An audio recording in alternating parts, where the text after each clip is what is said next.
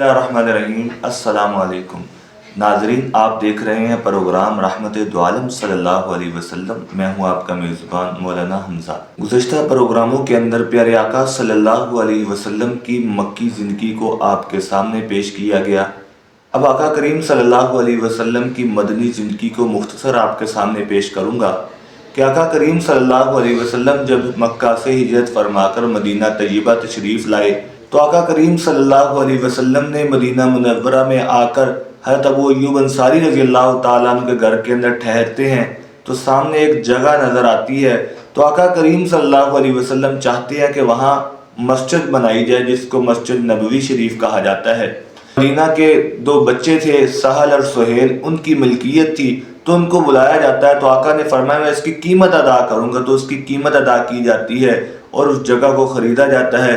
پھر مسجد نبوی کی تعمیر ہوتی ہے تو حضور صلی اللہ علیہ وسلم اس کے اندر خود حصہ بھی لیتے ہیں، کلمات بھی پڑھتے ہیں، اللہم لا خیر الا خیر الآخرہ فاغفر الانصار والمہاجرہ، کہ آخرت کے علاوہ کوئی خیر نہیں، انصار اور مہاجرین کی مدد فرما۔ حضور صلی اللہ علیہ وسلم کے اس عمل سے پتہ چلتا ہے کہ جب بھی مسلمان کسی بستی میں جائیں پہلے اللہ کے گھر کی فکر کرنی چاہیے کہ آقا جب مدینہ طیبہ تشریف لائے اپنے حجروں کو، بعد میں اللہ کے گھر مسجد نبوی کو پہلے تعمیر کر رہے ہیں۔ من بنا للہ مسجدا بنى اللہ لہ بیتا فی الجنہ، کہ جو اللہ کے لیے دنیا میں اللہ کا گھر بناتا ہے اللہ جنت کے اندر اس کا محل بنا دیں گے۔ اور ایک حدیث مبارکہ میں فرمان ہے المومن فی المسجد کالسمک فی الماء، مومن کو مسجد میں آ کر ایسے سکون ملتا ہے جس طرح مچھلی کو پانی کے اندر آ کر ملتا ہے۔ تو مچھلی کو زندہ رہنے کے لیے پانی کی ضرورت ہوتی ہے، تو مومن کی زندگی گزارنے کے لیے مسجد کی ضرورت ہوگی۔ مسجد نبوی کو کچی اینٹوں کے ساتھ بنایا گیا، کھجور کے تنوں سے کام ستونوں کا لیا گیا اور اوپر چھپر ڈال کر مٹی ڈالی گئی، جب بارش ہوتی تو نیچے کیچڑ ہو جاتا۔ تو مسجد نبوی کی تعمیر سادہ سی تعمیر تھی، کی فکر ہوئی کہ کس طرح مسلمانوں کو نماز کے لیے بلایا جائے۔ پہلے کچھ لوگ خود بخود آ جاتے، وہ دوسروں کا انتظار کرتے، تو مختلف رائے آئی، بعض نے کہا کہ آگ جلائی جائے، بعض نے کہا ایک جھنڈا بلند کیا جائے، تو اللہ کے نبی نے رائے کو پسند نہیں کیا۔ بعض نے کہا ناقوس بجایا جائے، یہ ایک ہارن ٹائپ ایک چیز تھی کہ اس کو بجایا جائے، پتہ چل جائے گا نماز کا وقت ہے۔ پھر یہ طے ہوا کہ آدمی کو مقرر کر دیا جائے جو لوگوں کو بلائے، جا کر بازاروں کے اندر جا کر یہ آواز لگائے الصلاۃ جامعہ، نماز کا وقت ہو چکا ہے۔ اسی دوران ایک صحابی حضرت عبداللہ بن زید، ان کو خواب کے اندر اللہ رب العزت دکھاتے ہیں، اذان کے کلمات سکھائے جاتے ہیں، وہ آ کر محبوب کی بارگاہ میں پیش کرتے ہیں، مجھے یہ کلمات خواب میں سکھائے گئے۔ عمر رضی اللہ تعالیٰ نے بھی خواب دیکھا، دیگر صحابہ نے بھی دیکھا، تو آقا کریم صلی اللہ علیہ وسلم نے اس کو من جانب اللہ قرار دے کر اور کہا کہ یہی اذان کے کلمات ہے اور یہ بلال کو سکھا دو، بلال کی آواز بلند ہے۔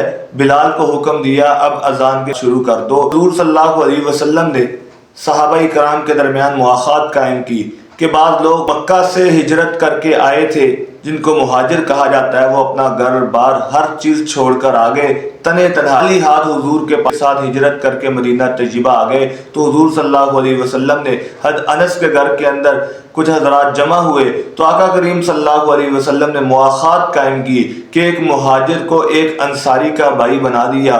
اب دیکھو وہ لوگ جو اسلام لانے سے پہلے کیا تھے، آپس کے لڑائی کیا کرتے تھے، حتیٰ کہ کسریٰ اور قیصر کہا کرتے تھے اگر تم لڑائی جھگڑا چھوڑ دو ہم آپ کو اپنی پبلک میں شامل کر لیں گے۔ یہ کہتے ہمارا تو یہ کلچر ہے، لڑنا جھگڑنا اپنے بڑوں سے سیکھا، یہ نہیں چھوڑ سکتے۔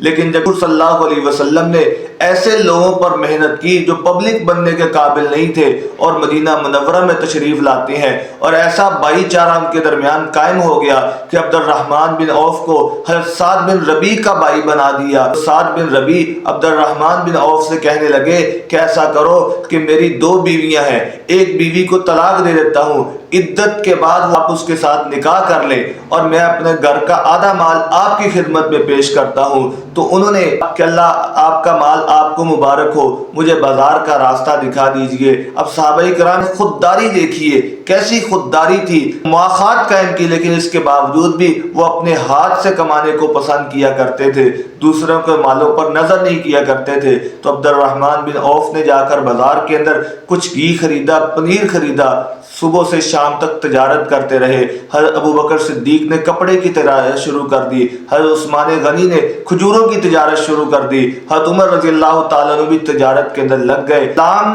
کے اندر بڑا محبوب ہے جو انسان اپنے ہاتھوں سے کمائے، دوسروں کے مالوں کی طرف نظر نہ کرے۔ تو عبد الرحمن بن عوف کو پھر اللہ نے تجارت میں اتنا نفع دیا، چند ہی دنوں کے اندر اتنا مال جمع ہو گیا کہ انہوں نے اپنی خود شادی کر لی۔ آج کے ٹاپک کے بارے میں آپ کا کوئی سوال ہو، سکرین پر چلنے والے نمبروں پر رابطہ کر سکتے ہیں۔ اپنے میزبان محمد حمزہ کو اجازت دیجیے۔ السلام علیکم۔